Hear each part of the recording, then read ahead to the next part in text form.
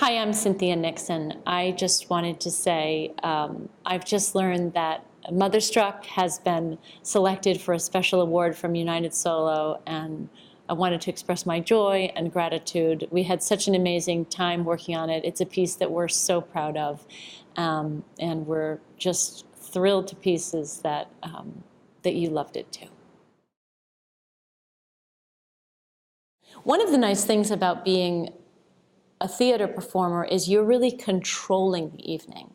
When you're working on film or on television, the director and the editor are the people who are in control. Whereas on stage, the actors are the people in control, and they can go fast, they can go slow, they can raise their volume, they can lower their volume. They are steering the ship. And so all the more so when it's just a solo performer. You try your best to get the audience in the palm of your hand, and when you do, it's an amazing feeling because you know it's all you.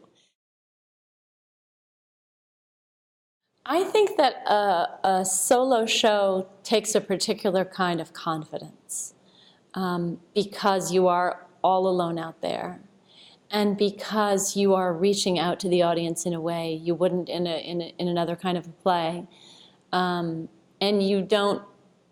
And you literally don't have anywhere to look other than your audience. You can't look into the face of another actor. You can't, you're not pretending to be in a scene where you don't notice the audience. The audience is there, and they're your friends, hopefully, and they're your enemies if it's not going well.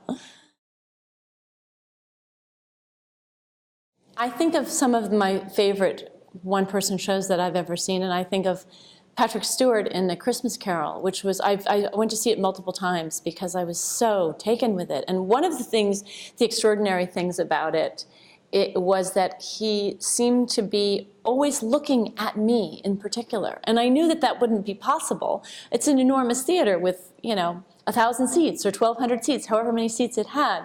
But there was some magical thing that he was able to do that I always felt like he was looking at and talking to me. I remember when Whoopi Goldberg did her one-woman show in, I guess it was 1984. Mike Nichols produced that show, and I was in a play that he had directed called Hurly Burly at the time. And he had us all go out with Whoopi sometimes because he said, here's this woman, she's enjoying this enormous success on Broadway. She's come out of the blue. Nobody had heard of her before. Now all of New York is talking about her. But she has no one to go out with after the show at night. Let her be an honorary member of your cast.